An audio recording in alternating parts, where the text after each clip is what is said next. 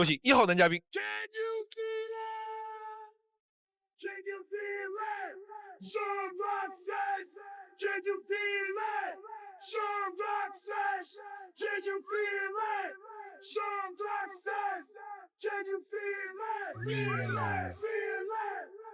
3位老师好，台上24位女嘉宾大家好，我叫张天阳，来自陕西西安，今年26岁。来选你的心动女神。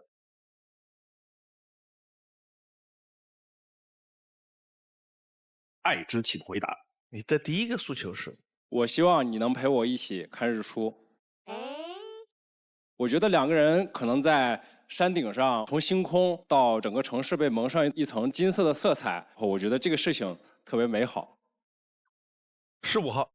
男嘉宾您好，我也有看日出的经历，但不是早起，是通宵看日出哈。当时是跟朋友聚会完，然后在爬山，就是在那个山上等了1晚上，然后那个日出刚出来嘛，照到身上特别暖，而且我还会在那个草地上打滚，感觉特别舒适。你确定太阳出来的时候在草地上打滚很舒服吗？因为那会儿的地上全是露水。23号。男嘉宾你好，就是我也想跟你分享一个我之前看日出的一段经历嘛。我是去看的海平面日出，当时在沙滩上从天黑就出发了，然后等到日出出来的时候，就是能直接看到太阳从那个海平面上慢慢先露一个头，然后变成一个像那个小半圆，然后像小鸡蛋一样，然后最后日出就特别的快，整个太阳就砰的一下就升起来了。然后当时给我的感觉就是非常的神圣，就是也不知道为什么心里面就感觉有一种非常豁达的感觉。对，我觉得看日出美妙的体验就在这儿，我特别喜欢。对。很多人描述，无论是从云海里边，还是从海平面上，太阳开始出来的时候，开始慢慢，它挣扎着从这出来的时候，当它最后跃出云层和海面的时候，有人用的动词是蹦出来的那一下。20号。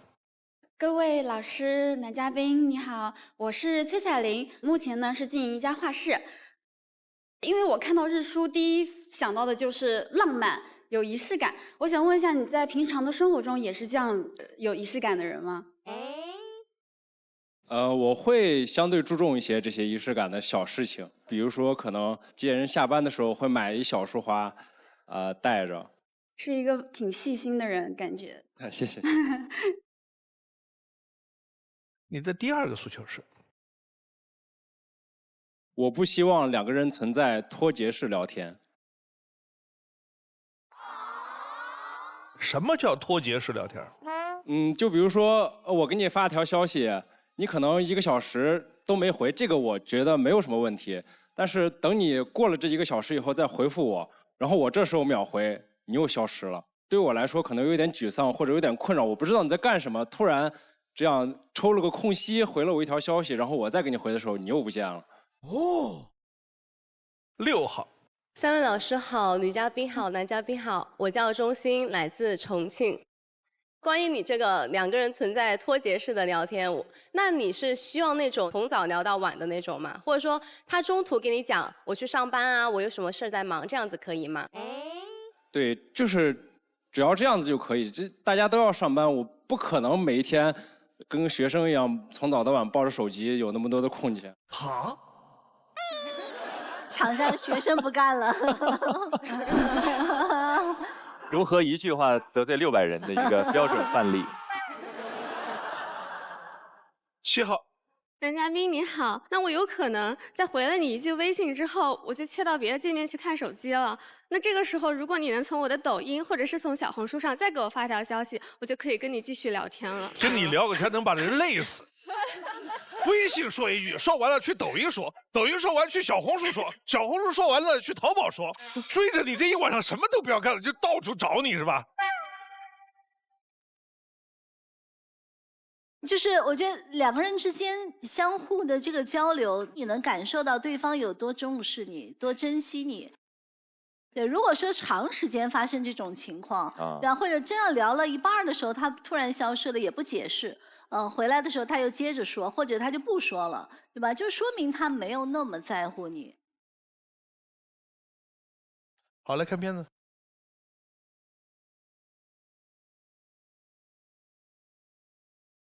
机械是智慧与技术的结晶，而男孩是他们坚定的守护者。我叫张天阳，从小我就是个军迷，特别热爱飞机。那时候我就总缠着我爸妈给我买各种各样军事杂志，沉浸在各种装备与飞机的世界里。也是从那时候开始，飞机制造就是我的人生选择。如今我是一名机务维修工程师，我热爱我的工作，更是乐在其中。当时选专业的时候，突然一下映入到我的眼帘里面，叫飞行器制造工程。飞行器我从小就特别喜欢，制造呢，我从小把家里的东西也拆了个遍。所以当这两个词条结合在一起的时候，我觉得我就应该选择它了。大能修飞机，小能换灯泡，修过妈妈的挂烫机，解决过马桶下水堵塞，无人机、电脑组装更是不在话下。当我拿起扳手时，一切问题都可以迎刃而解。跟我在一起的女生，小问题我都可以一一去解决，这就是可能属于我的一种特殊的男友力吧。从前我没有运动的习惯，但工作上的领导常常邀请我一起健身，于是我就开启了我的健身模式，半年时间减掉了50斤，现在每天不运动都觉得不舒服。说到运动，在西安最时髦的运动叫进山，进秦岭是我的最爱。后面这几年呢，我想爬完秦岭所有的山峰，比如说鹿角梁啊、东梁这些山峰。在之后呢，我想挑战一下自己，去更远的地方，去登上一座雪山吧。希望未来的另一半也能和我分享这样的爱好，一起挑战自然，感受风景的绝美。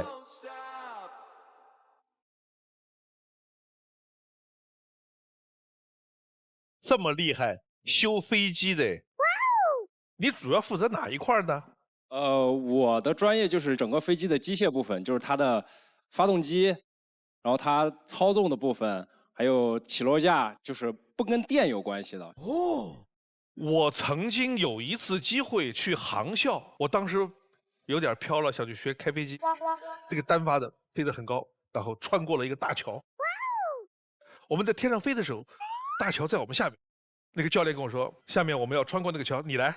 我说要不然我们过了桥以后我再来，你现在就来。我说我们怎么过？他说从下面过。我说从上面过不安全点吗？对呀。他说不，从下面过。我说这个很可怕。他说你飞下去你就知道这个桥很高的。然后我们就从下面过去了。哇，那这个真的很厉害，我觉得。一身的汗，但是你放心，速度很慢，一个发动机转，速度慢到什么程度呢？手摇可以把窗户摇下来。我想问一下，回家的时候，家里边亲戚会怎么描述你们的工作？就举个例子，我的一个同事，费城导演组的导演姓唐，他一回去之后，这村里边说，耶，老唐家儿子回来嘞，他在南京开了个婚介所，哎。2号。但因为我是南中医毕业的，所以回去之后，就是我会像过年的时候会像摆摊一样，然后我的七大姑八大姨都过来找我把脉，然后他们会觉得我是个老中医。然后因为我前男友是跳舞的嘛，然后我奶奶回去问我说：“哎，你那个拿头在地上转圈的那个对象，这还在一起吗？”我说：“分手了。”他说：“啊，那你那个小男孩怪好玩的，走2步就倒立一下，走2步就倒立一下。”3号。男嘉宾你好，因为你的 VCR 里面有提到又喜欢进山、运动、爬山这些嘛。可见你对自己的身材管理是有要求的。那你对你的另一半是偏向于骨感型的还是丰满型的呢？这怎么说？就是正常体型就好，因为我可以看到我身材也不是特别瘦，也不是特别胖的人，就是保持健康就好了，不会特别要求天天要自律或者什么，我觉得也没有必要。那身高方面是比较喜欢高挑的还是小鸟依人的？依人一点吧，因为我个子不是很高，我觉得高挑一点的。听着就很危险。哇，高个儿的都要灭灯了，哎呀。你说过年喜欢进山是指秦岭吗？对对，西安进秦岭特别方便，就是10来公里，我们开车就进。终南山也近。对对对，特别近。你们的老家有这种登高啊或者进山那个吗？李慧。因为我是江西人，我们那边有比较有名的山是山青山、武功山，还有庐山，非常有意思。而且武功山它是可以露营的，我们有时候会背一个包，可能有个几10斤重，然后上山去露营。下来之后真的就是这个腿抖的呀，就没有办法控制，你可能会回去躺7天。但是这个感觉我觉得特别爽，对，特别舒服。我觉得过了以后还是很舒服的。是的，是的。4号。男嘉宾你好，我是重庆的。然后重庆呢，大家都知道是山城，所以我们平时可能上下班也就跟爬山一样。然后市区里呢会有叫南山，南山上会有泉水鸡，还有一些火锅。哦。然后还有歌乐山，歌乐山上有辣子鸡。反正大家爬山就是为了去吃，然后吃完之后再爬下来，就顺便消耗了热量了。这个重庆南山我也去过，我上过，然后可以看到整个重庆的全城的那个景色，对，还是很漂亮，确实很漂亮。可以，下次可以带你再爬一下其他的山，带你再爬一下其他的山。好的，好的。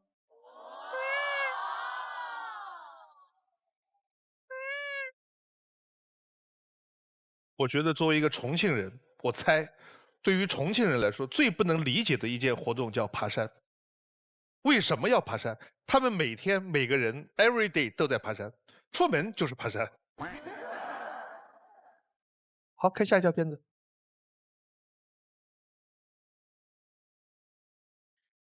修飞机我能得心应手，面对感情问题却无从下手。初恋女友她是一个上进心特别强的女生，会严格要求自己，当然也会严格要求我。我们的约会基本上都是在陪她学习。我其实真的不是一个特别爱学习的人，但是当时第一次谈恋爱，女朋友说什么我就做什么了。当然她说学习，我也就好好学习。所以我觉得跟她在一起，我的进步特别大。一个最直观的点就是，我觉得我长脑子了。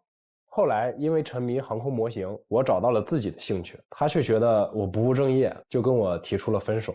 虽然分手了，但是我还是非常感谢他，因为我觉得他在我自我意识觉醒的初期给了我很大的帮助和鼓励，对我以后的人生能变到我现在这样产生了很大的作用。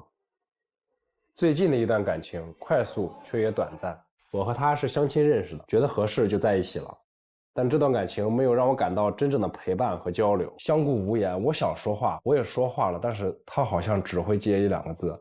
我觉得情侣至少首先是朋友，朋友之间都没有话讲嘛。半年期间内好像都没有一次真正深入的交流过。如果我开车，他在副驾驶就会一直玩手机，他的态度让我感到困惑。你喜欢我啥呀？我喜欢你长得帅啊。这个回答我觉得我是不开心的。你其他时候说我帅，我当然很开心。想了半天要给我说出来，我就喜欢你长得帅，那你这是算啥呀？就问题是我觉得也长得很一般，你非要这样说，那就觉得我就没有优点。有很多的特质值得你去发现，但是你还是只能告诉我外表上的东西。感情里我有一个绝对的底线，我不希望我的女朋友有男闺蜜，这是每一个人对自己爱人的一种保护，或者说就是一种占有欲吧，我觉得这是很正常。我要求别人的同时，我可能严格要求自己。我的情感经历塑造了我如今的内心世界，现在对待感情更加清晰明朗，也会更坚定地走向自己的幸福。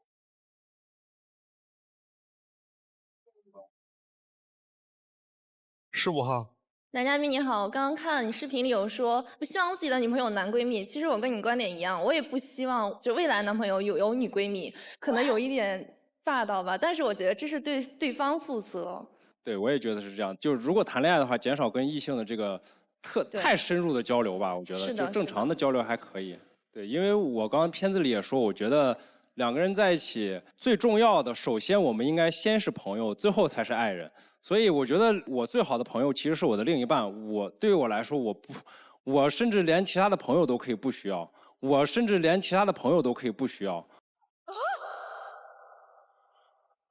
就是我觉得我跟他在一起关系很好就够了，每天我可以跟他商量很多的话。你这话招致了别人的反感。那个女孩，你问她喜欢你什么，她说喜欢你帅，你为什么不喜欢这个答案？对因为我觉得当时已经相处了一段时间了，如果就是相处一段时间之后，你还是只是能想到外表上的东西的话，我觉得就是好像你跟我相处这么长时间来，你在干什么？你没有发现我身上的点。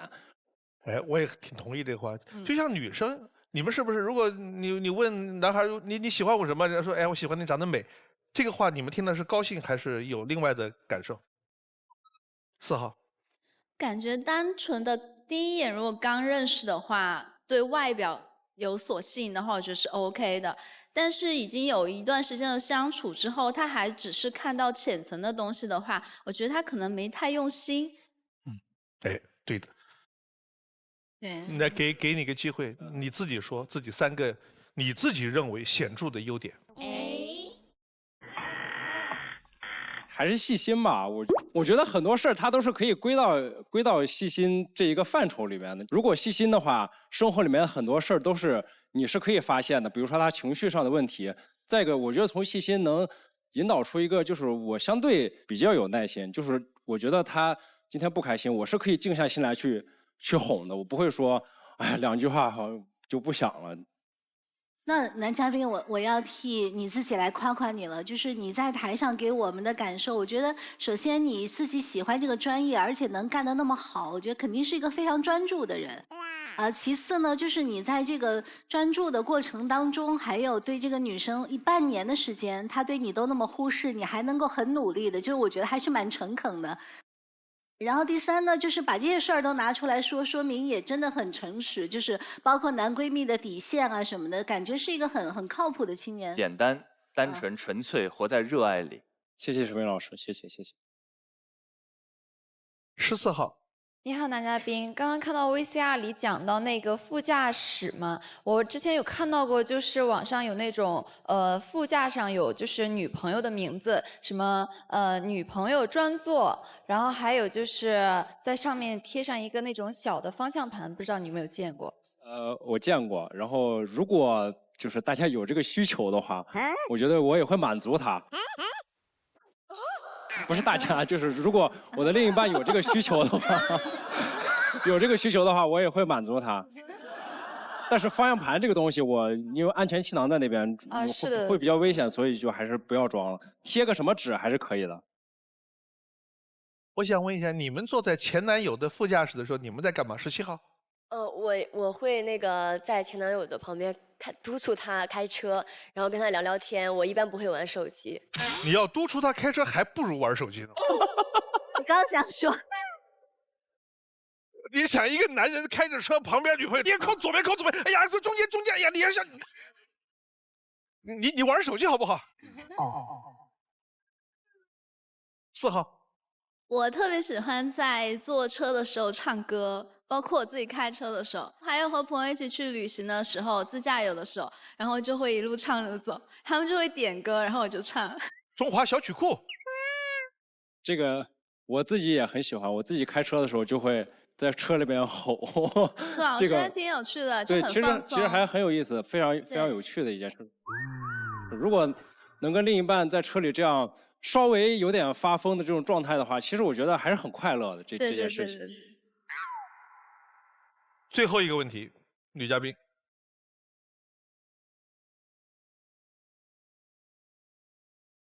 现在留灯的是4号、5号、8号。上去灭掉一盏灯回来。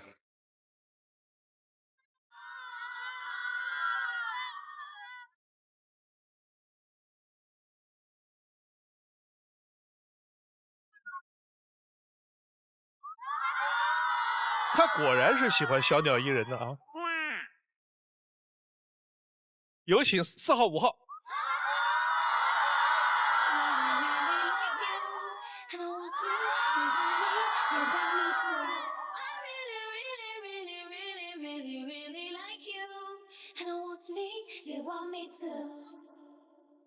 男嘉宾的心动女生是哪一位？15号。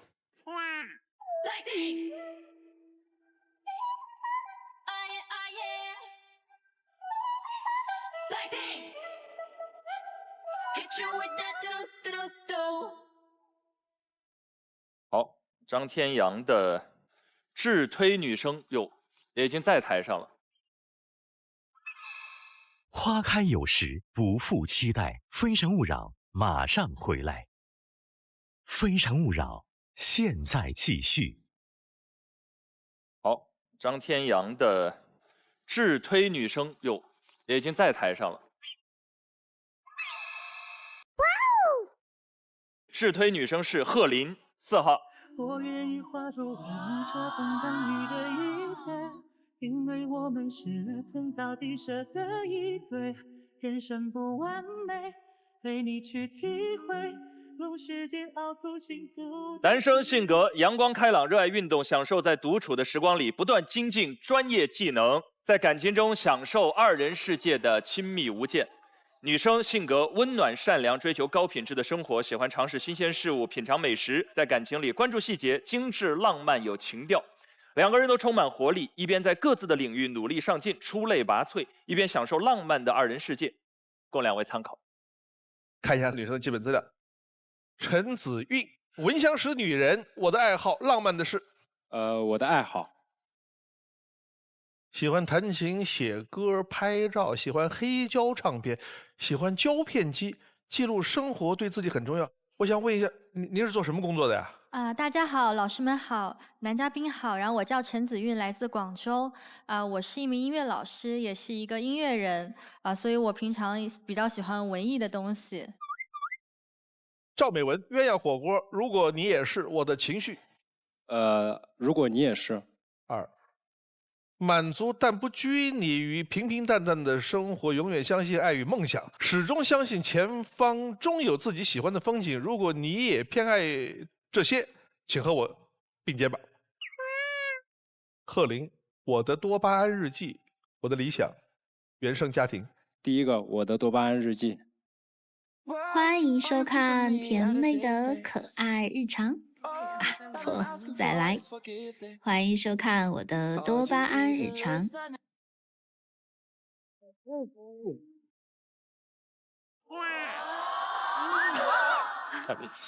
保持健身的习惯已经2年了，从健身小白到可以自己制定健身计划，是一个漫长的学习过程。平时除了健身，我还会去打一下高尔夫。我也特别的喜欢大海，所以去学习了冲浪。在不能去海边的时候呢，我就会去泳池玩一下。你愿意和我一起去创造更多的多巴胺吗？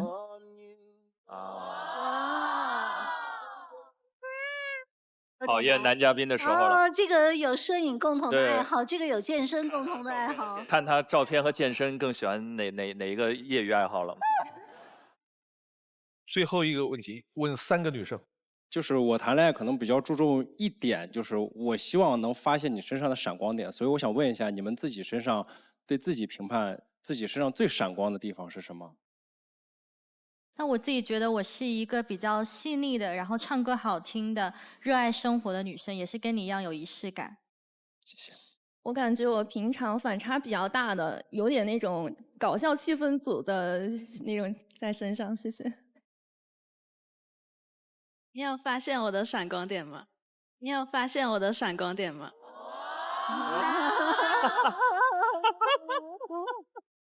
我会发现，我会发现。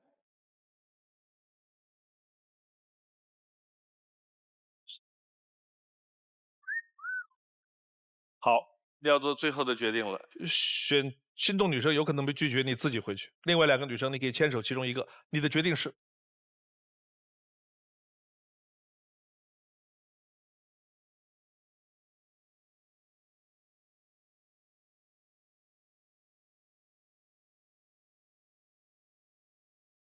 ？4号，4号。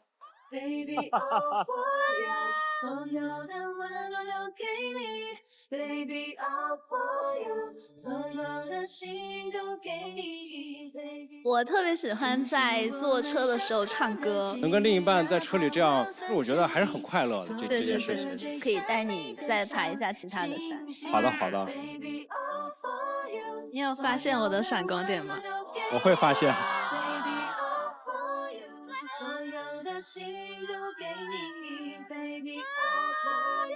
恭喜恭喜！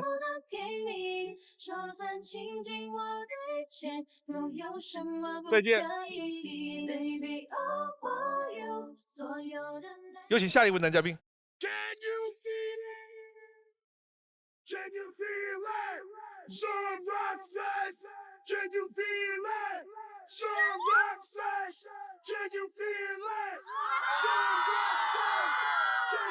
孟老师好，两位老师好，台上24位女嘉宾你们好，我叫孙宇峰，来自安徽芜湖，今年23岁。来选你的心动女生。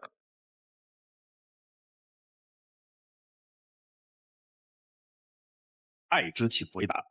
你的第一个诉求。我希望另一半过年陪我看春晚。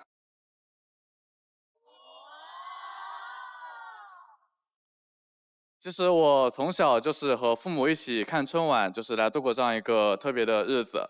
就我比较喜欢，就是一家人在一起这种其乐融融的氛围。16号，男嘉宾你好，那男嘉宾就是会全程看完吗？这个其实一般不会全程看完，看到9、10点样子，我们会留一些可能小品啊、魔术啊，可能等到大年初1、初2的时候，这时候亲戚一起再看回放。那你这个属于叶公好龙，我看到9、10点就不看了。因为可能我家人他们就是睡得比较早。家里老人住在一起是吗？对。4号。大家好，我叫刘烨，我是一个哈尔滨姑娘，现在在三亚工作生活，是一名小学老师。对于男嘉宾的这个问题，对于我来说，我觉得我能够完全配合你，甚至是我拉着你，一定要看到最后唱《难忘今宵》。好的好的，那我一定会陪你看到最后的。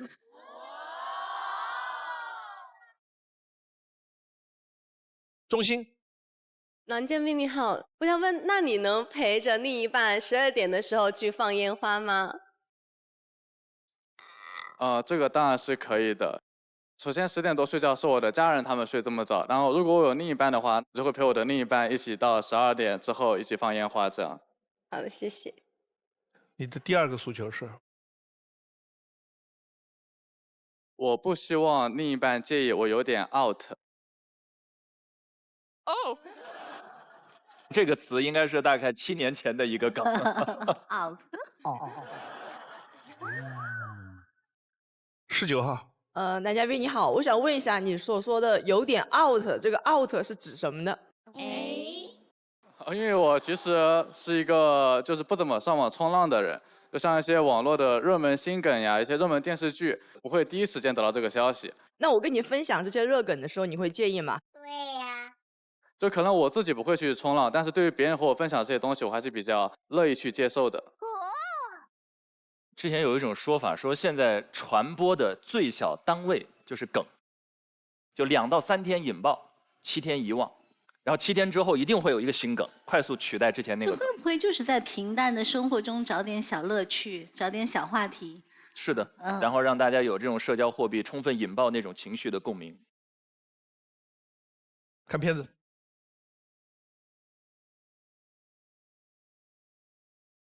从简单开始，戛然而生，温暖前行。我是孙宇峰，希望每天我都能像一个小太阳，温暖别人。爷爷是一名村长，受爷爷的影响，我立志长大后成为一位乐于助人的人。于是，我从浙江大学毕业后，参加安徽省定向选调并被录用，成为了芜湖市管委会的一名公务员。我倾听群众的需求，尽力解决他们遇到的困难，为人民服务。小时候在学校里，我对学习充满了热爱，哪怕任务再重，我也能轻松地完成。倾听他人的矛盾和烦恼，我愿意成为他们的倾诉对象，他们也愿意与我分享不愿向外人透露的秘密。这样的信任让我倍感珍惜，也让我的交友圈子变得更加丰富多彩。无论生活还是恋爱中，我基本没有发过火，也很少会把负面情绪带给他人，情绪稳定是很多朋友对我的评价。生活总是让我有感而发，我从4年级就开始写日记，从初中开始尝试写歌词、写诗，一直写到现在。我喜欢将自己的情绪、感情写成诗记录下来。我喜欢看书，特别是武侠类小说。我是一个平凡的普通人，但通过看书，我可以成为任何人。不读书，人只能活一次，但是读书可以让自己经历1000种人生。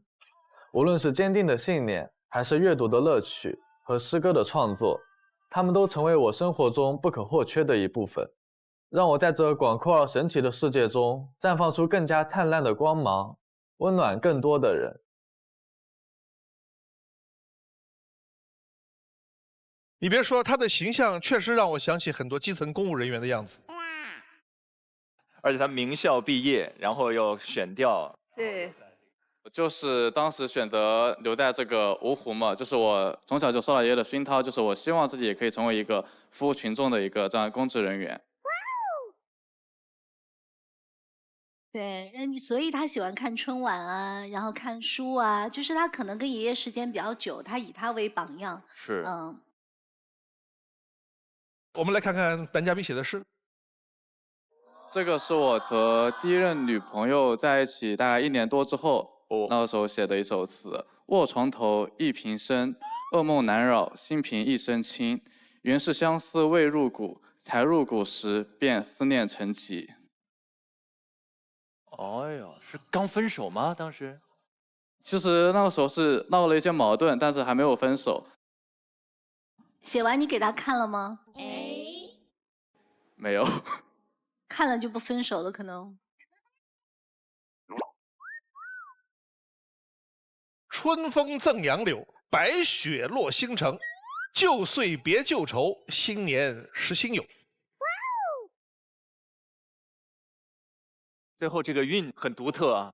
对，我自己没有去押韵。这个诗是我在来这个节目之前写的，就是用一些文字去记录自己的心中的所感所想。洒脱。这字儿谁写的？这个是Word 写的诗。哎呀，24个女生里边，看过武侠小说的有哪些？3个。好，比以前有进步。我7、8年前问过这个问题，台上没有一个人回答。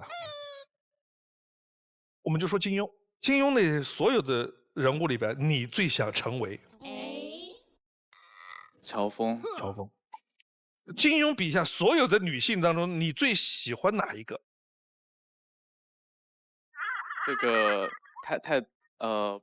我给你参考一下。我在有些网站上看到，在男性读者里边，金庸笔下受欢迎程度比较高的几个女性：小昭。夷陵。不用参考了。小昭。它取决于见面的顺序。那像黄蓉这种鬼灵精怪，或者小龙女这种冰清玉洁、高冷范儿的呢？对你来说？其实比如像小龙女这种冰清玉洁，可能会觉得有点距离感，就我更喜欢那种古灵精怪，就是比较亲近一点的这种。哦。3号，你最喜欢金庸笔下的哪一个人物？他说的乔峰，其实我蛮喜欢的，他很专一。乔峰是金庸笔下所有男1号当中唯一没有毛病的人，顶天立地，一点毛病没有。19号，我喜欢段誉。因为长得帅是吗？对。你看段誉就是属于也招人喜欢，但他有毛病，他最牛的功夫时灵时不灵的。对。凌波微步是用来逃命的。对的，卖神剑是用来偷袭的。来，你们分享一下你们最近在看的书。4号。我之前一段时间读了《额尔古纳河右岸》，我特别喜欢这本书，是因为我当时一边看一边就觉得我好像在走进他们的文化。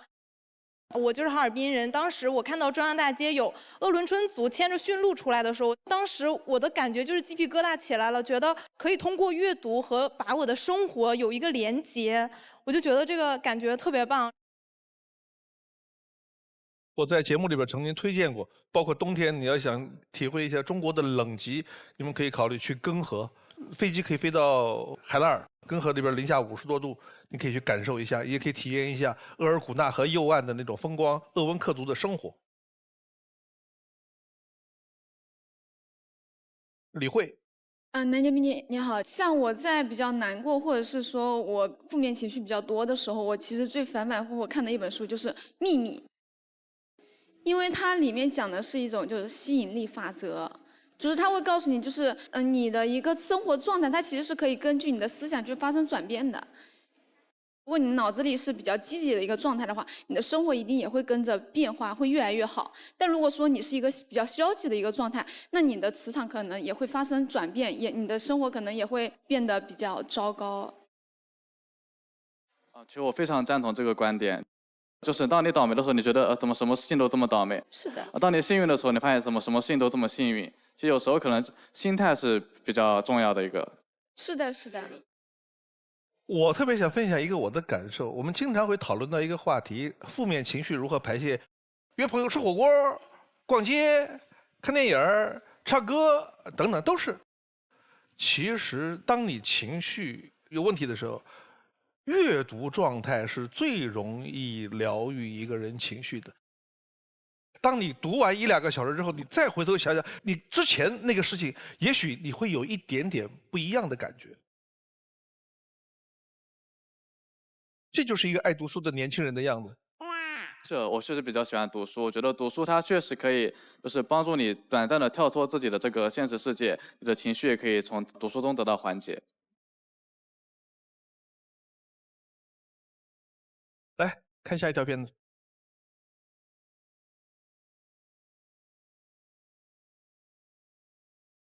我的2段感情，一段爱的无奈，一段爱的过于理性。第一段感情开始是在大学军训期间，他来自一个比我家境好的家庭，所以几乎是他出去玩付钱次数多。既然他在金钱上花费多，我觉得我就应该在感情上更加细心呵护他。然而，我们的爱情之路并非一帆风顺。女生经常想出去玩，自己没有额外经济支持，加上学业繁重，没有那么多的时间陪伴彼此，我们的矛盾逐渐升级。我明白，唯一能化解这种局面的方式，那就是经济基础。为了不耽误她的幸福，我选择了放手。第2段感情是在大学社团里的角落，我为她写下了诗，用文字表达我内心的喜悦。告白的时刻，我们的心靠近了，我们的爱情理性而稳定，几乎没有矛盾和争吵。但毕业后，我选调回芜湖当公务员，而女生选择留在浙江继续追寻自己的梦想。如果有一方为爱冲动，也许我们就会为对方停留。我们默默祝福对方，2个人理性地选择了和平分手。我认为人在情绪下是无法分手的，因为情绪是无法解决问题的。希望未来的他能让自己像画卷一样为我徐徐展开，我把过去如诗篇这般向他娓娓道来。2号。我刚刚看到您的第1段是因为就是他想出去玩，然后可能会有很多的花费，然后您觉得就是经济基础不对等的情况下才分手的是吗？是的。比如说我想去滑雪，然后可能请一个教练，然后1个小时就是700、800这个样子，你会觉得这样是一种浪费吗？花开有时，不负期待。非诚勿扰，马上回来。非诚勿扰，现在继续。比如说我想去滑雪，然后可能请一个教练，然后1个小时就是700、800这个样子，你会觉得这样是一种浪费吗？现在不会了。之前其实还有一方面考虑，就是我觉得我花着我父母的钱，就是会觉得我有一点的心理负担。但现在我花自己的钱就不会有这样的负担，我觉得我会更愿意去体验生活，就和另一半去做像滑雪这样紧张的这样的事情，我也是比较乐意的。了解了。1号。男嘉宾你好，刚才听到您的 VCR 里面说，2段恋爱其实都是因为您思考问题很成熟、很理智。那我想问一下，对于现阶段的您，您是会做一个像以前一样继续很理智啊、很现实的看待一段问题，还是说愿意去为爱冲锋？就是我会抱着负责任的态度，我觉得2个人也应该在考虑一些现实因素之后，再决定就是否要在一起。好的，谢谢。王梦瑶。男嘉宾你好，如果是喜欢在一起的话，肯定是要相互为对方做出一些改变。比如说，或许有一些我需要你为爱冲锋的时候，你有一些那种很浪漫的一些行为、一些改变，我觉得可能是更打动我的。我也是一个自认为挺浪漫的一个人啊，就是我平常，比如说我给我女朋友告白的时候，是给她写了一首诗嘛，最后就是会因为现实因素而分手，但是我们在一起其实还是因为浪漫和感动。我可能说的不是那种，比如说一首诗啊，或者一个小礼物这样平平淡淡的这种小浪漫，可能是我会为你做出我以前不会做的事情，或者有一些以前从来没有想过的一些改变。其实我感觉可能我更在意就是个人的生活，我觉得我更希望就是先考虑现实因素，再考虑是否在一起啊。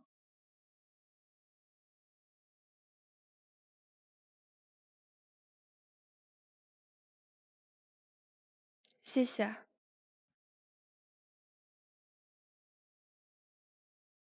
最后一个问题，6号。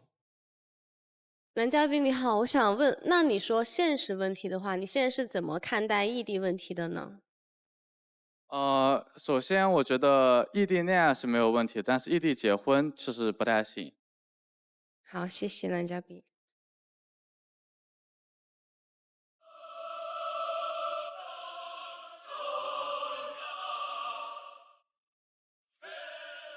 我觉得很多的灭灯是在12号的那个问题的时候，就他在问，除了你对那个女生写信啊、表达浪漫的时候，有没有想过要为她做出某些改变？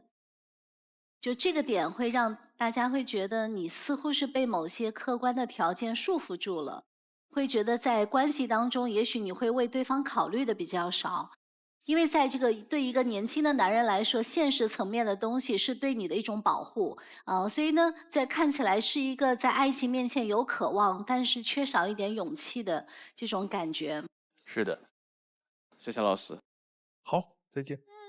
可惜不是你陪我到最后，曾一起走，却走失那路口。感觉那是有请下一位男嘉宾。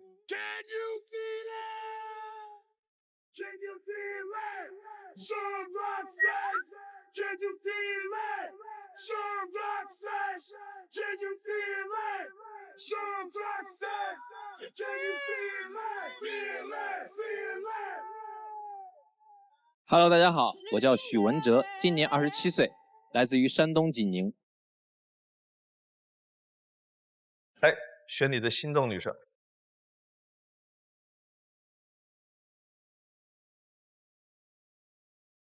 爱之请回答。您的第一个诉求是？我希望你可以包容我的奇思妙想。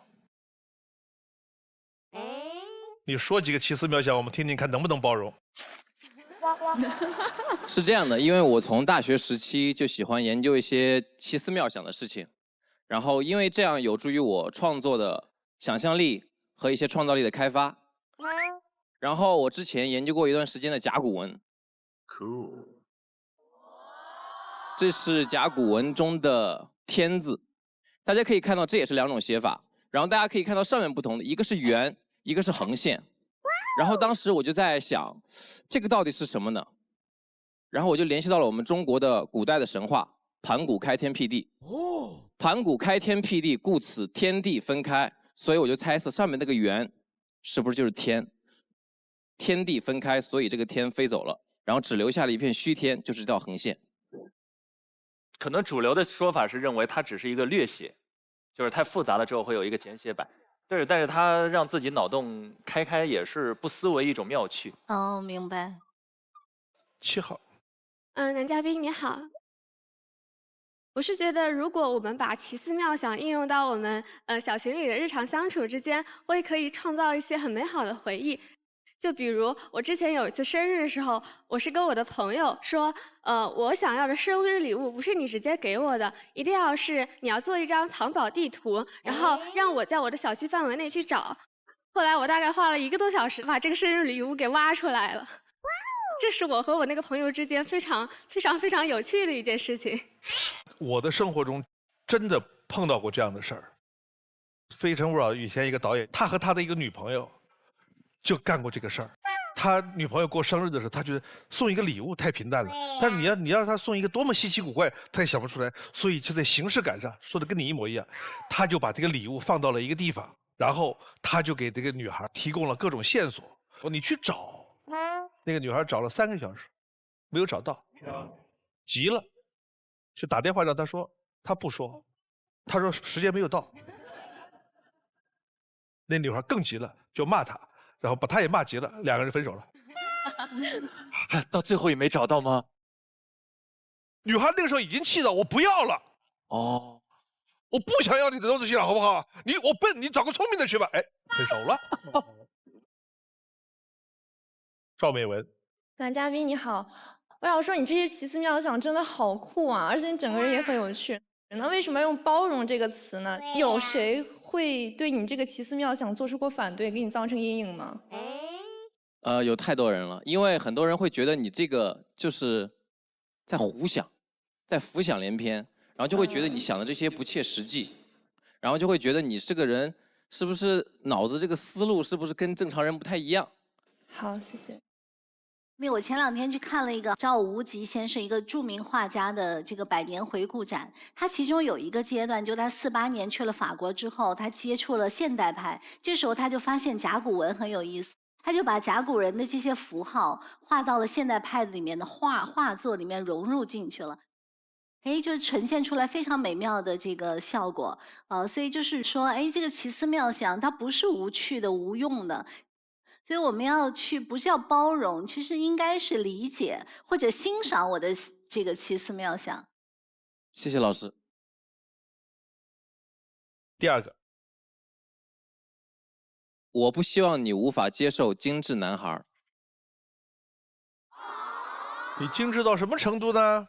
比如说我洗完脸之后，我会注重补水、精华、乳液、面霜等一系列的这个护肤。哇哦！然后可能会花很长时间，然后再比如说明天我们要出门，然后今天我就会想好，根据明天我要去做什么事情，选择好我的衣服，然后第2天就干干净净、利利索索的出门。我觉得这样是我的一个生活习惯和生活方式。19号，男嘉宾你好，我刚刚听你说你是精致男孩哈，那你能接受你的另一半、你的女朋友可能说没有你那么精致吗？我完全可以接受，因为这是我的生活习惯，他有他的生活习惯，我觉得我们2个放在一起，然后互相学习就挺好的，不需要要求他像我一样，或者说他更精致，不需要，谢谢。如果2个人一样的话，每天晚上用面霜和眼霜的时候，就可以分享一下不同的眼霜带给我们的体验是不一样的。一边眼睛抹一个是吧？对，然后对比一下，我这个用了5天以后的感受和你那个2只眼睛，我觉得还是有点区别的。好，来看片子。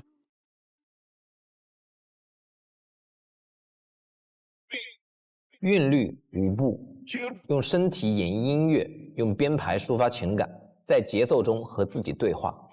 音乐和舞蹈都是我最炽烈的热爱。我是许文哲，从来没有对一件事这么入迷。学生时期，我把我所有的时间都拿来练舞。高中时，经常带领比自己年纪大的舞者参加比赛。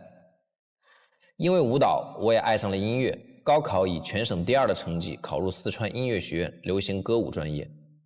进入大学后，我接触到了说唱，也爱上了唱歌。大一时老师说的一句话让我印象很深刻：真正的歌手一定要有自己的原创作品。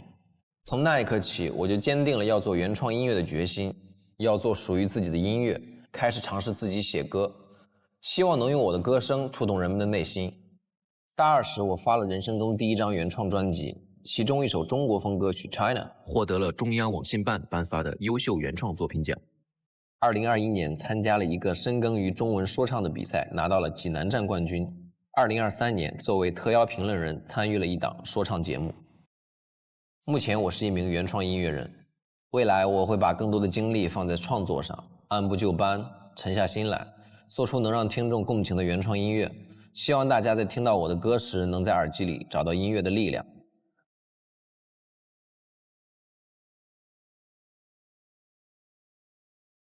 5号，男嘉宾，我觉得你有一种放荡不羁的气质，因为我觉得我们的经历很像，我也是一名原创音乐人，就想以后有没有机会合作，然后可以一起写歌。我觉得如果我能为另一半写歌，会特别的浪漫。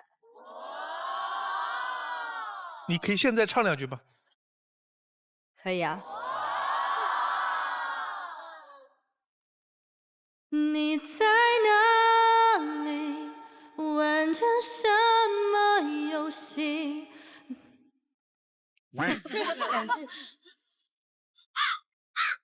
说2句就2句啊！意犹未尽，意犹未尽。特别浓缩。对。我们要留一点想象的空间给对方。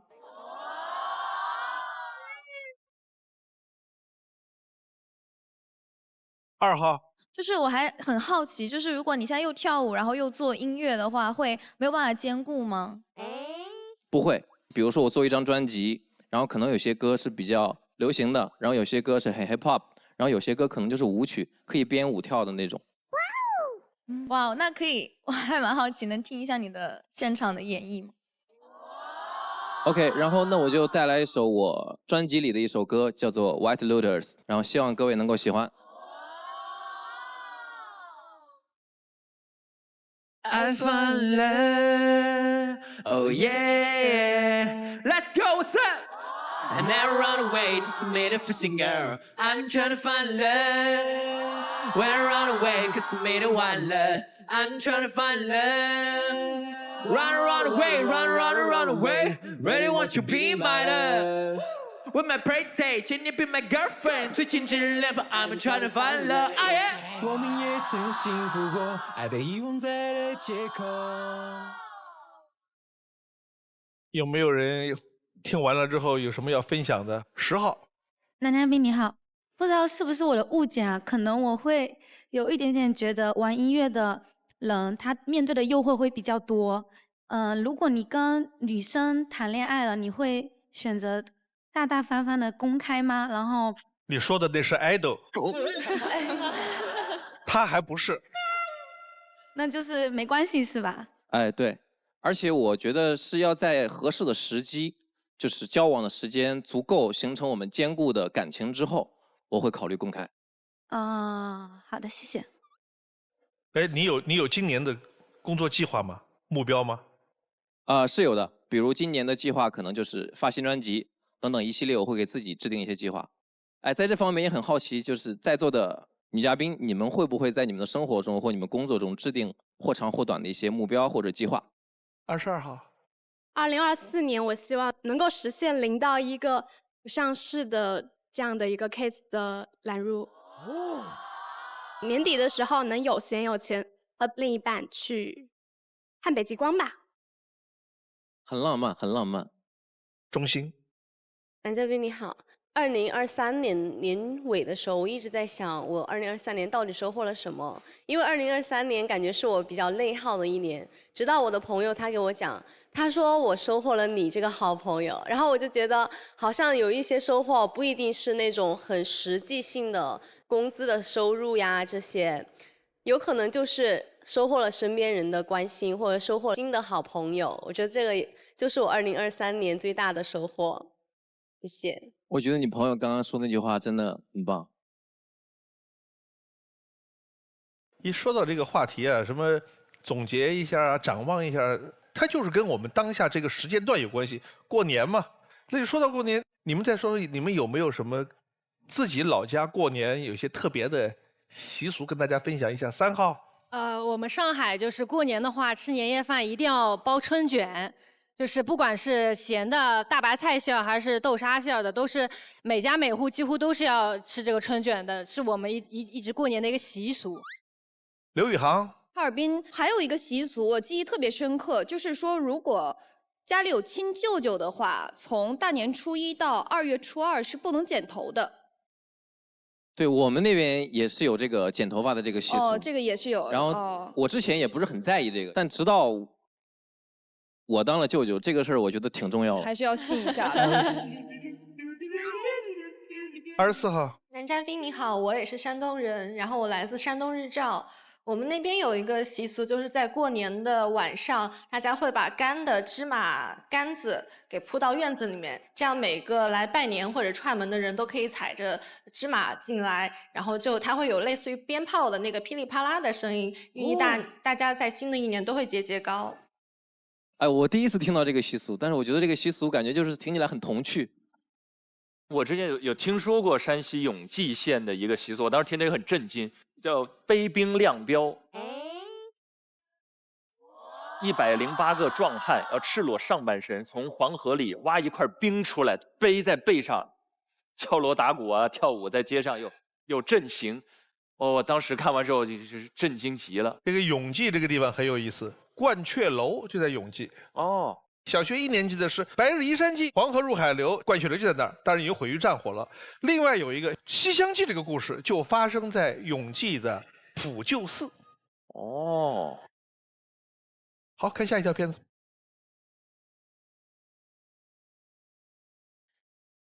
令我印象最深刻的一段感情是在大学期间，我对他一见钟情，他完全是我喜欢的类型。当我对一个人有好感时，就会有很多不自主的变化。我会取一个专属于他的甜蜜代号。豆丁，你吃饭没？平时出门会更注重自己的外表，见面时一定会好好弄发型，生怕给他留下不好的印象。翻遍他的社交动态，记住他所有在意的事和不喜欢的事。在情人节那天，我偷偷准备惊喜向他告白，我们就在一起了。和他在一起时，我总有一种稳定踏实的安全感。但没想到，我原以为可以和我共度余生的人，却反复伤害了我3次。刚在一起1个月，他就主动向我承认，他和他前男友复合了，第一次向我提出分手。1周后，他特别诚恳地向我道歉，请求复合。错了，好不好？你再给我一次机会，行不行啊？我当时也挺舍不得这段感情的，心软，就原谅他了。好啦，你就不要做这种小事了，下不为例啊。可好景不长，他们又复合了。他第2次向我提出分手。没过几天，他再一次来找我复合。我想这次他应该真的认识到了自己的错误，我也坚信真心可以换来真心，就答应复合了。出乎意料的是，我的真心换来的却是第3次的欺骗和背叛。他和前男友再次复合，这一次我彻底失望了，果断提出分手。在感情中，我会有些自卑，总觉得自己配不上别人，所以说我已经8年没有谈恋爱了，这样一个人走了过来。我觉得《非诚勿扰》的舞台就很好，因为我可以通过场上的女生是否为我留灯，来直观的判断她们对我是否有意思，这样就少了很多的猜忌。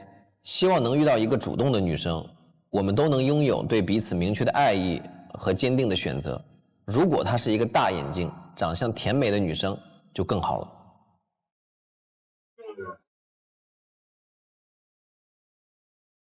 他的情感经历在我看来是属于比较好玩的，复合了3次，24个女生，我想问一下，你们有没有可能和你们的前男友在复合？绝无这种可能的，举手我看看。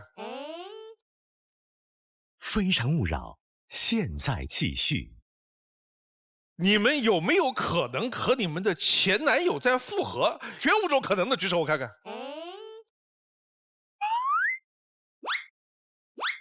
有几个没举手的？4号没举手，10号没举手，23啊，有3个，只有3个她不确定还能不能和前男友复合。剩下21个，王八吃秤砣铁了心。刘烨，我很好奇，就是现在男嘉宾，就是你在回看你这一段感情的时候，你反复的原谅，你现在你怎么去评价你以前的这种行为呢？我真的很好奇，现在你的心理活动。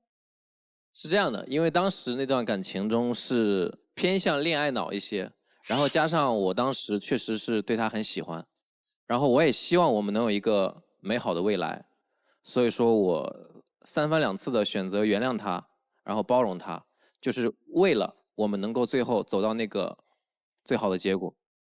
那意思就是，如果现在再回到那个时候，你是不会再做这样的事情了，是吧？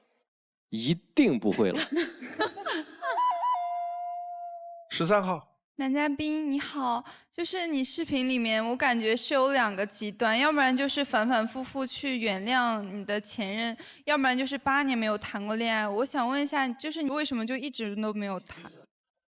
因为我自从上次恋爱，就是大家看到那段恋爱结束之后呢，就处于一个比较不自信的状态。因为我在感情中，我是比较自卑的，然后加上这段时间，我慢慢的就是开始音乐创作。然后开始慢慢的自己有了一些目标和追求，所以说我会把更多的心思放在我的这个上面。但是观众看到这一段，会有人产生这样一个问题：你经过了那次恋爱经历之后，不太敢在生活当中交往女生，但是你怎么就敢上《非诚勿扰》来一下，在这个舞台上一下面对24个呢？其实我觉得《非诚勿扰》为我这样的人解答了很多困惑，就是。如果你喜欢我，你就一定还是留了灯；如果你不喜欢我，你可能就灭灯了。这样我就会收到一个信号，让我自己很明确的信号。哦，我知道了，就是对，在那段过程中反反复复拉锯了很长时间，让他产生了一种我不知道你当时为什么喜欢我，然后为什么每一次你最后都没有选择我？对，是不是我不够好？那以后在谈恋爱的过程中，他就会觉得很自卑。对，他原来特别坚定的相信的那个被爱，被摧毁了3次，以至于他对他的那套标准体系已经完全的崩塌了，他也没有建立起来新的。哦，对哦，你的那个前女友还不是好了3次，我刚才梳理了一下，你的前女友跟前男友复合了5次。他跟你重新的那2次的时候，你也是他前男友。你要明白，在那个故事里，对于他的那个前男友来讲，他也跟你复合了2次。救救我！救救我！救救我！哎，那后来他们俩在一起吗？对他俩在一起，而且结婚了。不是这个故事怎么变成这样了？你《非诚勿扰》没白来，你跟谁牵手我不知道，但起码你对你8年前的这段感情，你有了一个清楚的认识。14号，你好，男嘉宾。刚刚你说你在感情里比较自卑，我觉得你千万不要这么想。像刚才你在台上表演的时候，你就是闪闪发光的呀，对吧？所以我觉得在感情里，如果出现了一些裂痕，或者这段感情本来就是不对的、不好的，就一定要及时止损。好的，我回去琢磨琢磨这句话。他还在那个震惊当中。我以前看那个渡边淳一啊，他的那个人生经历，他就说他的初恋的时候爱上了一个长得非常美的女孩，他好喜欢她。但是呢，在他听说他在死之前呢，给5个男人送了玫瑰花，然后他就非常非常的很伤痛啊，他一直不理解，然后就去调查，就是想回味这段历史，就变成了一个作家。这一个恋爱的这个创伤激发了他对人性、对爱情的这种追寻，所以他后面就写了一系列的作品。我觉得也许是这段恋爱让你觉得很伤痛，哎，也激发了你的创作。我觉得你从《非诚勿扰》回去之后，你好好捋一下在台上我们刚才聊的这个事儿，说不定对你的下一个阶段的创作会有一些帮助。我觉得应该太有帮助了。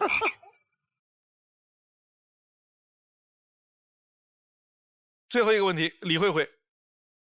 不是，我是想鼓励一下男生。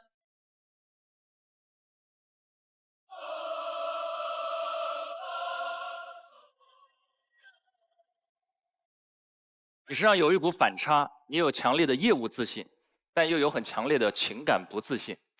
我甚至都觉得前者是你后者的一种解药，但事实上这确实是2个赛道的事儿。所以这后面的问题要靠后面的这个赛道或者是这个世界里的规则来一点一点成长。你刚才反复提及这个舞台吸引你的地方就是灯亮就是被爱着，灯灭就是不被爱，0和100%。但你知道这不是生活，我们生活过日子没有人面前亮个灯。而且，如果假设科技真的可以到这一步啊，让我们每个人有一个电子屏放在这里，此刻爱你亮，此刻不爱你灭的话，它也是时亮时灭的，这才是人性。人有的时候就是突然间爱意汹涌，突然就又很烦，下一刻又爱意汹涌，这就是常态。所以你与其外部假借要这样一种标示性的时刻给你一个确认，你不如把自己的嗅觉和人际相处的时候那种敏感性一点一点成长起来，这个更重要。你要找到你心目中能够亮起的灯。谢谢老师。再见。可惜不是你陪我到最后。有请下一位男嘉宾。 Can you feel it? Can you feel it? Some rock says, can you feel it? Some rock says, can you feel it? Some rock says, can you feel it? Feel it, feel it.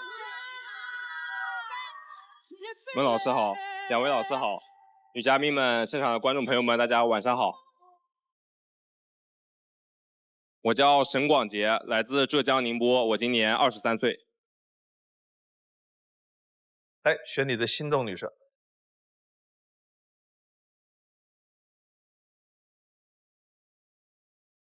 爱之请回答。您的第一个诉求是？我希望未来的那个他可以陪我一起晒太阳。晒太阳，在哪里晒？一般在户外吧，因为我是一个比较热情有活力的人，然后我一般可能会在室外的篮球场一边打篮球一边晒太阳，然后也会参加一些户外活动，在那个露营徒步的地方晒太阳。哦，24号。其实我们中国人也有晒太阳的传统，就比如晒背。晒背。对。乌龟晒壳那个样子。是的。现在很多年轻人就抽午休时间，然后去天台上铺一张瑜伽垫，然后在上面晒背，是去除体内寒气的一个很好的方式。哎，我第一次听说。我也是第一次听说。哦。不会晒一会儿翻过来晒正面，不用。不晒正面，只晒背。就那面烤焦了，这边还是生的。哎，4号。4号爱晒，他在三亚晒的，你看。我专业晒太阳的，春夏秋冬每一天。对，4号是哈尔滨人，但现在在三亚生活。哦，挺好的，挺好的。欢迎男嘉宾跟我一起回三亚晒太阳。好。19号。男嘉宾你好，我想具体问一下，你到底是想跟对方一起晒太阳，还是说比较享受跟对方一起去户外的一些这种体验呢？女嘉宾你好，对我主要是希望未来的那个他不要经常宅在家里，可以跟我一起出去走走，这样对，吹吹风，晒晒太阳，对。你的第2个诉求？我不希望未来的那个他不开心的时候只会说嗯。对，因为我以前有过这样的经历，他不开心的时候，然后我去哄他，他就是一个人闷在那边，然后或者说只会冷冷的回个嗯，就生闷气这样。哦，陈小旭。男嘉宾你好，就一个女生来讲，我觉得她愿意跟你说嗯，就已经代表是她想让你来哄她了。就你就直接可以告诉她说，宝宝你是不是生气啦？直接就给个台阶下，她可能就会开始跟你说了。对，然后我也问他，他就嗯。但是嗯呢，这个语气也是不一样的哦。有没有女生要给他稍微办一个进阶班？3号。先说一个心情比较好一点的，心情不好的，还有那种就是，我可能不太理解他这个第3个，他前2个听的还是比较明显。来，还有没有女生的潜台词和反话？比如说，我没事儿。17号。随便，有时候可能我说随便，就是不开心了，我要说随便，就真的是随便。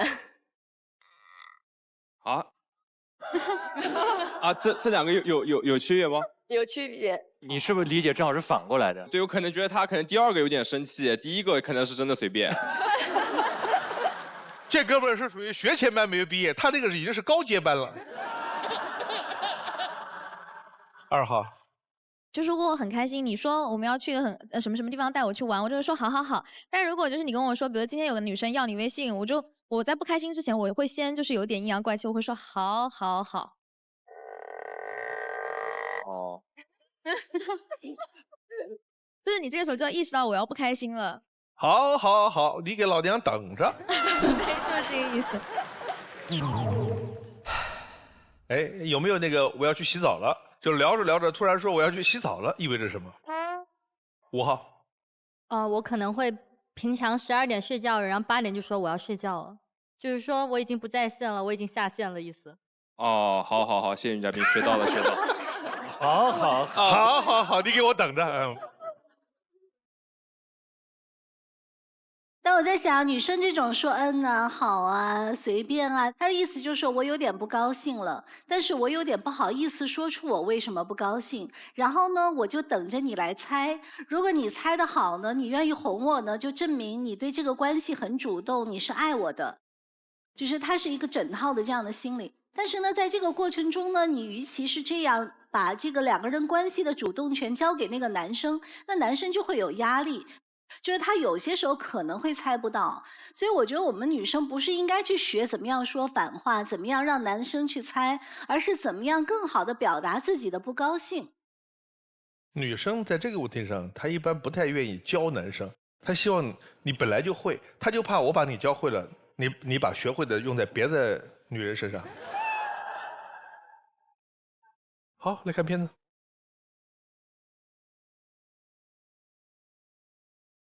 我想做一只小鸟，自由自在地翱翔在天地间。我是沈广杰，从小就感觉背上像长着翅膀一样，于是就爱上了打篮球。学生时期一直都是校队成员，大学选择体育教育专业，不仅篮球、橄榄球、乒乓球、排球、游泳样样都会，运动康复、营养学等也有了非常扎实的理论根基。大学毕业，我以不错的成绩考入了交警队，成为了一名交通辅警。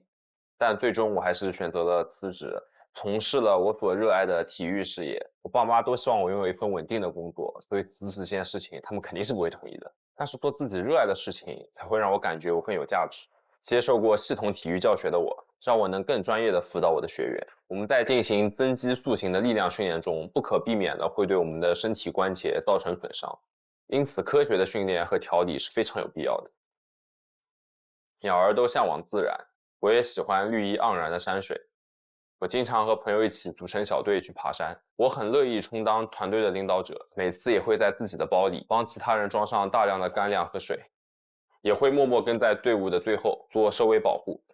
在生活中，我也是个非常喜欢付出的人，和陌生人之间的付出，我觉得是一种社交礼貌，和朋友间的付出，希望大家都能相处得像家人一样。在家里，我还有一位特殊的家庭成员，他叫皮皮，是一只博美犬。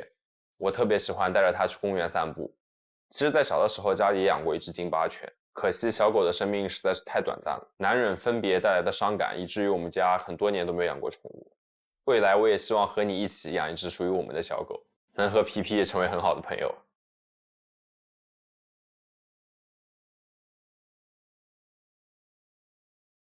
养猫养狗的举手看一看，你看看，就3、4个不养的，猫狗都养的有哪几个？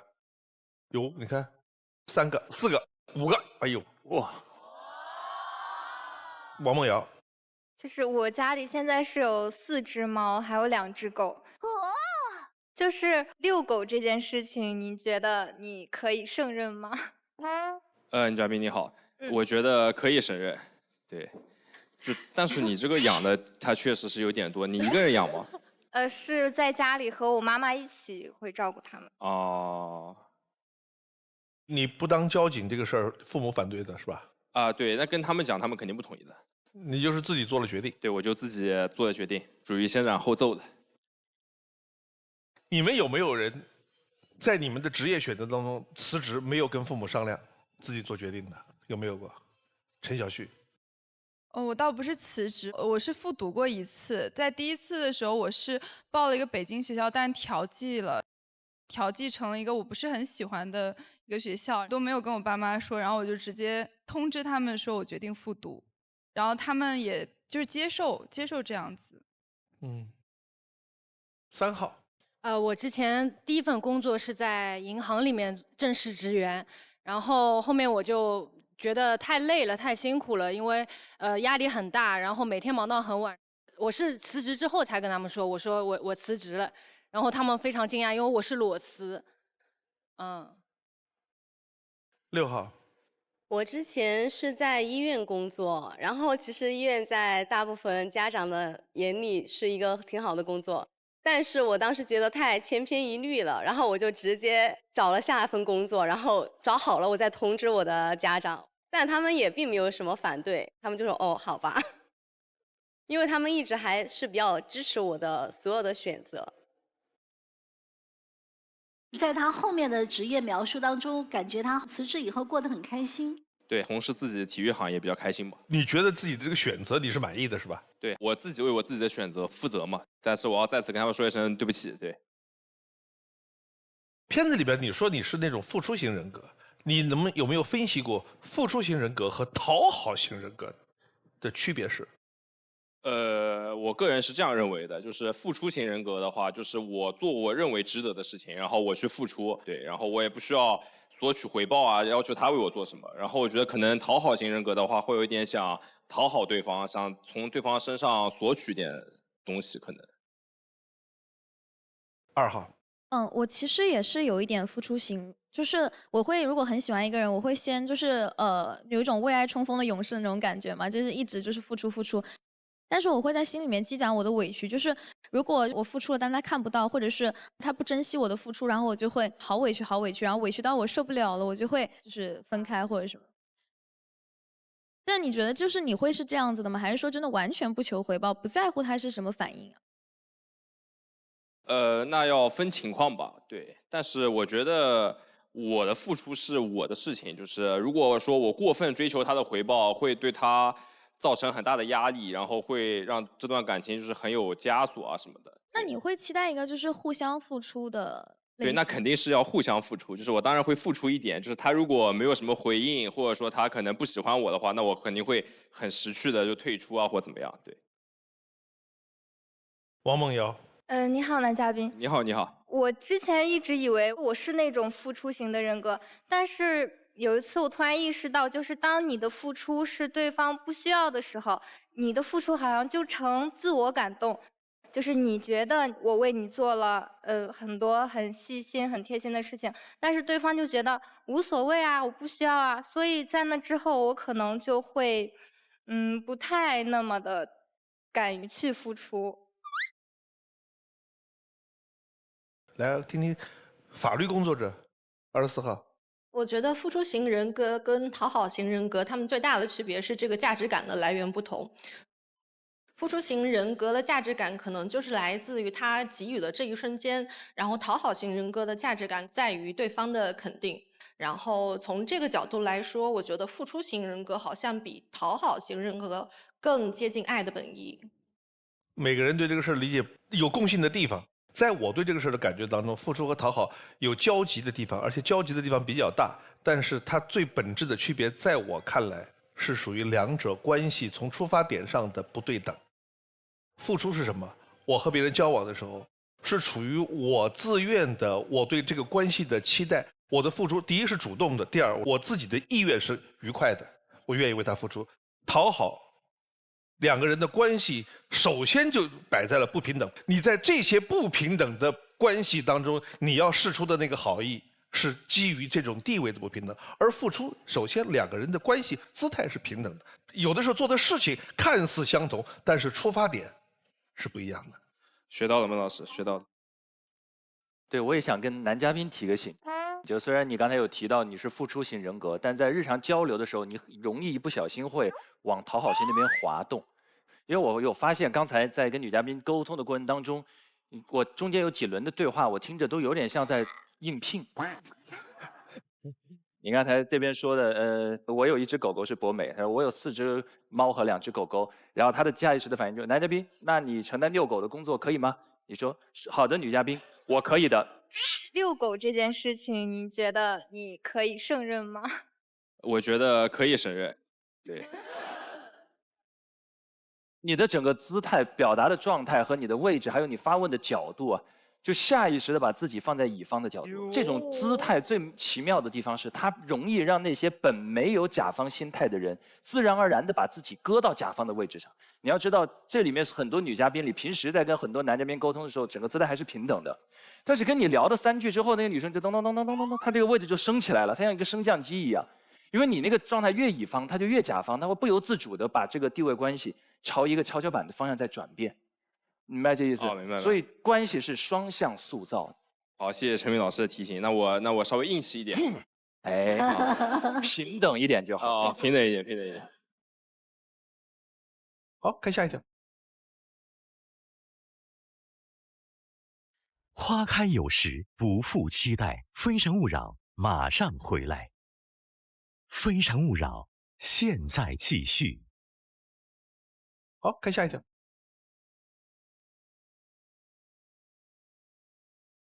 为数不多的几段感情，大多还没有来得及好好感受，就匆匆结束了。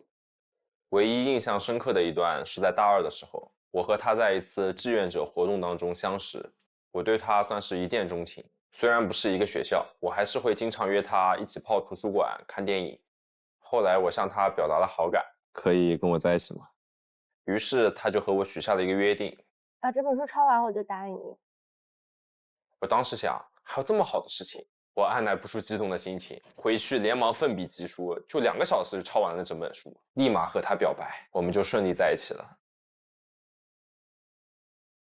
后来相处的时间久了，我开始渐渐感觉我们有了很多的小矛盾。印象最深的一次是去南京旅行，就因为我们在规划路线上意见不同，最后选择我的计划后绕了点远路，他就开始不高兴了。那次我们大吵了一架，把日积月累的情绪都宣泄了出来。从那时起，我感觉我们的感情越来越淡了。临近毕业，我们也去到了不同城市，都自然地选择了结束这段感情。很多人都说旅行是检验2个人适不适合在一起的好办法，我觉得还是有点道理的。旅行会暴露2个人的生活习惯、做事风格的差异性，如果能磨合得好，就会有比较好的结果；如果磨合得不行，就会变得和我一样，变成一个悲剧。未来希望遇到一个性格温柔、喜欢小动物、3观能一致的女生，我们能够一起发掘生活中更多的美好。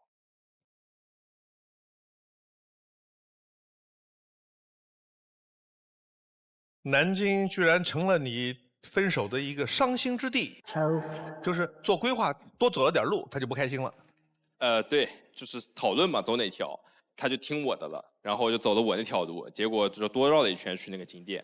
然后我觉得吧，就是多走2步也没事儿，就是晒晒太阳嘛。对对，晒晒太阳，对对对。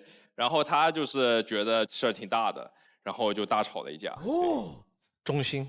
男嘉宾你好，网上经常说检验一段关系可以通过旅程去检验，但是我在网上也看到一个，他说如果你把这个旅行当作是检验对方的问题，那你就总会去挑对方的毛病。对。但是2个人相处都是需要包容的，就不要去老是觉得旅行就是为了去检验对方的问题，这样子。对，女嘉宾说的很有道理。对，我一开始也是奔着玩去的嘛，不是奔着检验感情去的。因为你旅行可以看出2个人的生活习惯的不同，然后生活经历的不同，对时间的观念、对金钱的观念，遇到困难和问题的时候，对待问题的方式的不同，然后都能看得出来。对，生活习惯、金钱的态度、趣味。15号。你好，男嘉宾，我刚刚在视频中看到那个女生让你抄一本书，然后就答应和你在一起。如果有人这样对我说的话，我觉得他第一是不尊重我，而且您刚刚那个行为在我这儿已经算讨好型人格了。我想问一下，是因为原生就是家庭的原因吗？造成您这种性格，还是什么呢？可能我当时没有想那么多，然后他让我抄书这件事情，可能让我觉得我还觉得他蛮可爱的，可能是个比较特别的经历，然后我就抄完了。最后一个问题，23号。男嘉宾你好，就是因为我听你说的，包括 VCR 里面的一个，你们分手是因为绕路就吵架了，还有说是一些其他的小矛盾，这些我都觉得是通过沟通就可以解决的问题。就我想知道一下，你平常如果说遇到一些小矛盾，你会怎么哄你的女朋友呢？遇到小矛盾的话，可能第一反应就是可能会刚开始可能是跟他开玩笑形式，然后察觉他比较生气的时候，然后就会跟他道歉认错啊，这样对。其实我觉得道歉这个不应该在他非常生气的时候就这样子做。如果说明确知道是自己的问题的话，不应该上来就道歉认错，然后拿出最大的诚意来把女生哄好之后，两个人再摊开来讲讲对方各自有什么问题嘛。我觉得这样的处理方式可能会更好一点。好的好的。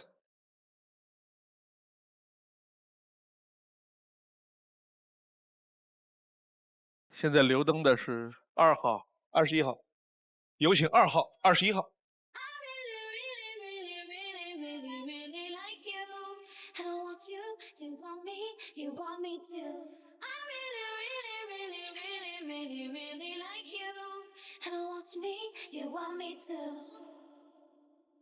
男嘉宾的心动女生来看大屏。15号。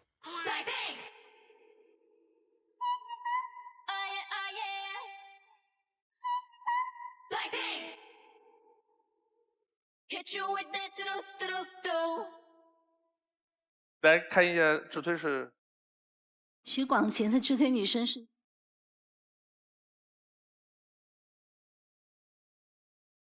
1号邓承丹。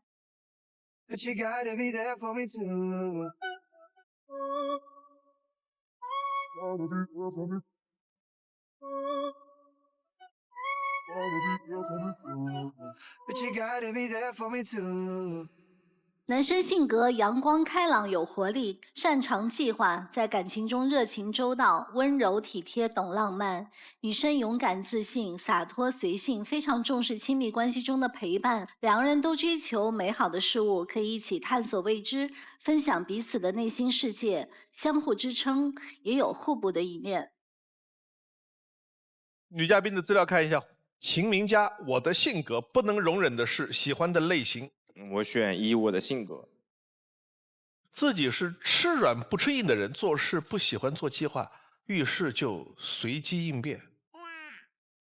赵美文，鸳鸯火锅，如果你也是，我的情绪。1，鸳鸯火锅。有稳重的一面，也有热情的一面。和不熟悉的人更偏向清水锅，和熟悉的朋友相处就和辣锅一样。邓承丹，欢迎收看我的生活，我的恋爱观，期待的你。我的恋爱观嘛，一直认为深情且专一是件很酷的事情，开始一段感情就会全心全意的投入。朱天征，8小时外天真反差感。1，8小时外。穿上衬衫，系上领带，我是一个兢兢业业打工人。但是当我脱下了工作服呢？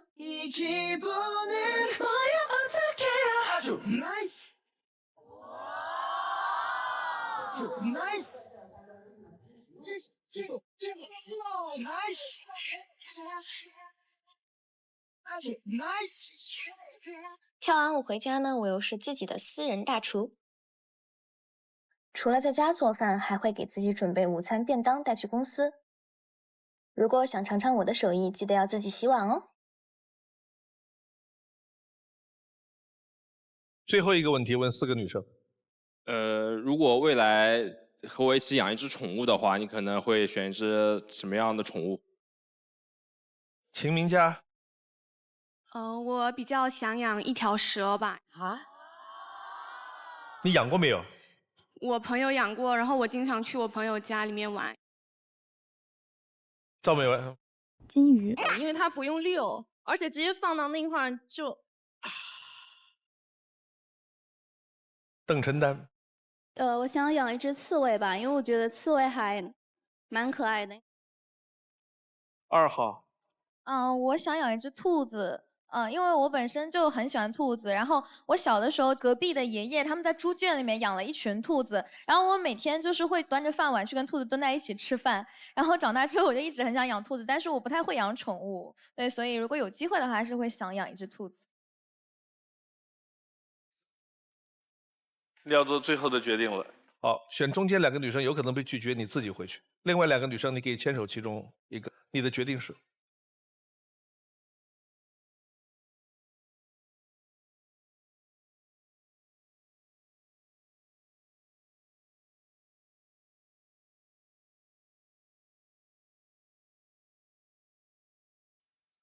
我的决定是选养兔子的，选养兔子的。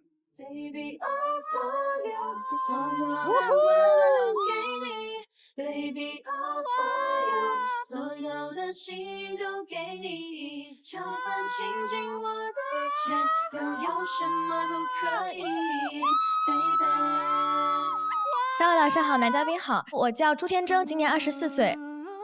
我的选择是自推女神。你的决定是？朱天铮。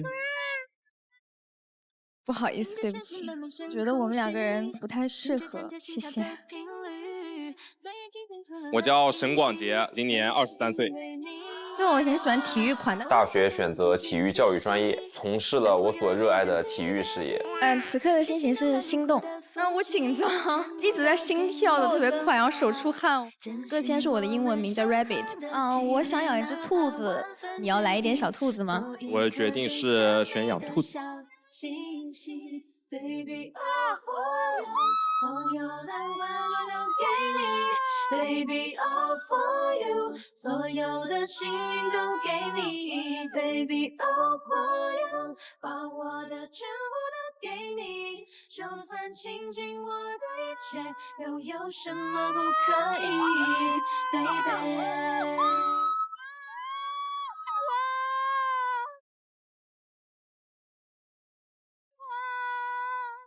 谢谢收看今天的《非诚勿扰》，下期同一时间再见。往前一步是幸福，退后一步是孤独。在原地不动是为了看得更明白，爱情不能不清不楚。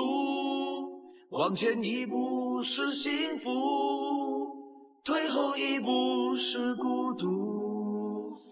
在纷纷扰扰之间，我明亮了双目，超能与我相爱的人。